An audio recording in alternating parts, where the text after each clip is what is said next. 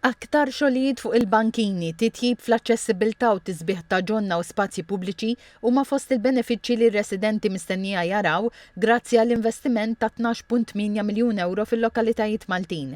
Il-fondi se jinfirxu fuq medda ta' sentejn permezz ta' ftehim bejn id-Dipartiment tax-Xogħlijiet Pubbliċi u l-Kunsilli Lokali f'Malta. Imqabbel mal-ftehim preċedenti, l-investiment żdied minn 10 miljun euro għal 12.8 miljun euro. Id-Direttur Ġenerali tad-Diviżjoni tal-Proġetti tal-Komunità il-Perit Nadja Gatt spjegat li fl-aħħar sentejn permezz tal-ftehim preċedenti twettqu 123 proġett. Din id-darba it-tieni skema wessajna l-iskop tax-xogħlijiet fejn nistgħu ngħidu li jista' jsir proġett mill-bidu sa tmiem sakemm jiġi kommissjonat.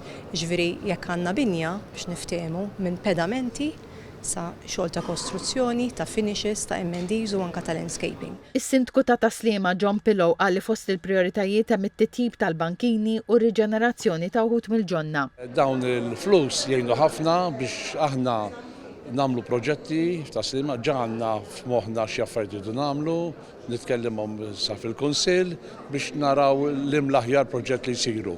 Li hemm żgur hemm ħafna bankini xi jsiru sa nafsu fuqhom u barra minn hekk ukoll għandna xi ġonna li nixtiequ nirranġaw. Is-Sindku tal-Belt Valletta Olaf McKay saħaq fuq l-importanza ta' dawn il-fondi biex ir-residenti Beltin jgħixu f'ambjent isbaħ. Inizjattiva sabiħa ħafna nirringrazzjaw il-Ministeru għax-xogħlijiet pubbliċi, Indafo Pubblika u Gvern Lokali li se jkun jista' jagħtina din l-opportunità sabiex inkunu nistgħu nixprunaw proġetti bħal daw il-qudiem. Bħala Belt Kapitali il-Belt Valletta diġà applikajna fuq il-framework li kien hemm qabel bħala proġetti speċjalment fuq toroq u tisbieħ u issa nħarsu l-qudiem biex napplikaw għal dawn il-proġetti sbieħ li għandna f'moħħna għal ġid tar-residenti u l-familji tal-lokal. Is-Segretarju Permanenti fil-Ministeru Emil Vassallo saħaq li l-għażla tal-proġetti se tibqa' f'idejn il-Kunsilli għax qal li huma l-aktar qrib ir-residenti u jafu aħjar il-ħtiġijiet tal-lokalitajiet tagħhom.